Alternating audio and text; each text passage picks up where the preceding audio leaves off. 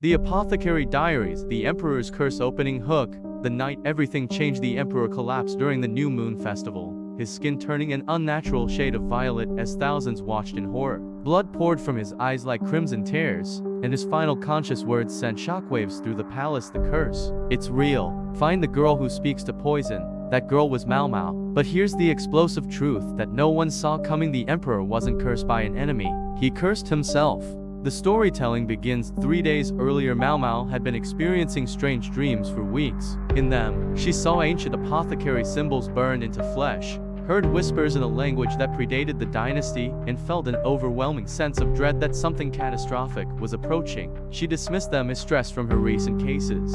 But when Jinshi showed her a cryptic note found in the Emperor's private chambers, everything clicked into place. The note contained a single line in archaic script: when the moon dies, so shall the dragon. What Maomao didn't tell Jinshi was that she'd seen that exact phrase before carved into her own father's laboratory wall, hidden behind a false panel she'd discovered as a child. The Emperor had been secretly meeting with court physicians for months, complaining of nightmares that matched Maomao's perfectly. But there was more. Palace servants reported seeing him performing strange rituals in his private garden at midnight, burning herbs that produced smoke so toxic it killed nearby plants within hours. Maomao's investigation revealed the horrifying truth.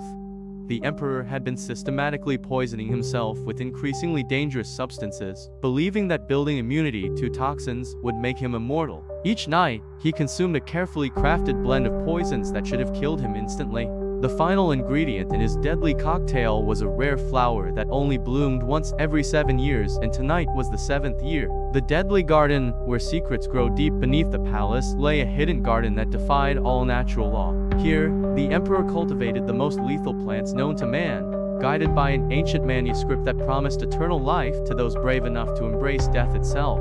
The garden was a testament to obsession: thousands of deadly flowers arranged in patterns that told a story spanning centuries. Maomao discovered that this wasn't the first time an emperor had attempted this ritual. The manuscript detailed 7 previous attempts, each ending in the ruler's death, but with strange phenomena occurring afterward: unusual weather, failed harvests, and mysterious illnesses that swept through the kingdom. The manuscript was written in her father's handwriting. As Maomao delved deeper, she uncovered a conspiracy that stretched back generations. Her father hadn't just been a brilliant apothecary, he had been the Emperor's secret advisor, the architect of this insane plan for immortality. Every poison recipe, every antidote formula, every seemingly impossible cure she'd learned had been preparation for this moment. The Emperor's curse wasn't supernatural, it was the final stage of a carefully orchestrated biological transformation that would either grant him eternal life or destroy him completely. And Maomao was the only person alive who possessed the knowledge to save him. But saving him would require sacrificing someone else's life, and the Emperor had already chosen his sacrifice. The race against time, when minutes feel like hours. With the Emperor's condition deteriorating rapidly, Maomao faced an impossible choice. The antidote existed, hidden within her father's research, but it required a willing participant to transfer their life force to the poison party. The ritual was specific: it had to be someone with identical knowledge of poisons, someone who understood the delicate balance between life and death, someone exactly like Maomao. Jinshi arrived at the hidden garden just as Maomao began preparing the counter-ritual. The sight before him defied belief: Maomao surrounded by bubbling cauldrons, her hands stained with substances that glowed in the darkness, speaking incantations in the same ancient language the Emperor had been mumbling in his delirium. "You don't understand," Maomao whispered, not looking up from her work. "If I don't complete this ritual, the curse doesn't just kill the Emperor, it spreads to everyone in the palace, everyone we care about." The hidden truth was even more sinister. The Emperor's obsession with immortality had awakened something ancient and malevolent that fed on the life force of others. Each night he performed his poison rituals, he'd been feeding this entity, making it stronger. Now it demanded payment: either the Emperor's life, or the lives of everyone within the palace walls. Maomao realized that her father had foreseen this moment years ago.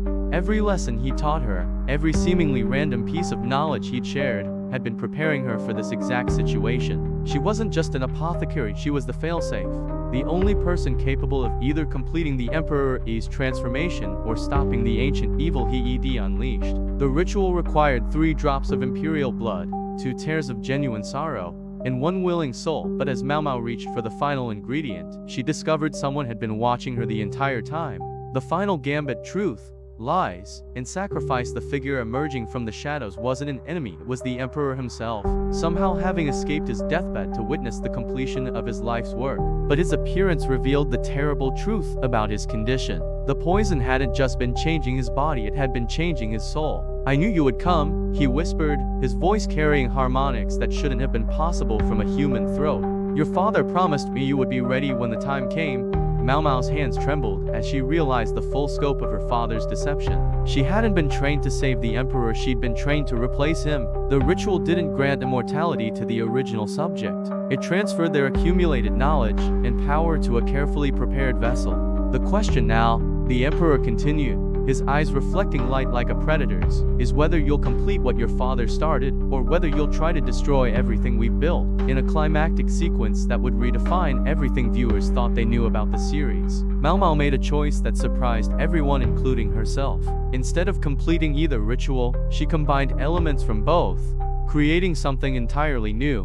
Using her deep understanding of poisons and antidotes, she found a third option that no one had considered. She poisoned the curse itself. The ancient entity that had been feeding on the Emperor's ritual found itself facing a toxin specifically designed to target supernatural forces, a poison that attacked magical energy the same way traditional poisons attacked biological systems. As the creature writhed and dissolved, the Emperor's transformation reversed, leaving him mortal but alive. As dawn broke over the palace, Maomao collapsed from exhaustion, but not before noticing that her own hands now bore the same ancient symbols she'd seen in her dreams, and they were glowing with an inner light that suggested her battle with the supernatural was far from over. The Emperor's curse was broken, but Maomao's journey into the realm of mystical medicine had only just begun. And somewhere in the shadows, someone was watching her with great interest, someone who knew exactly what those symbols meant and what power they represented.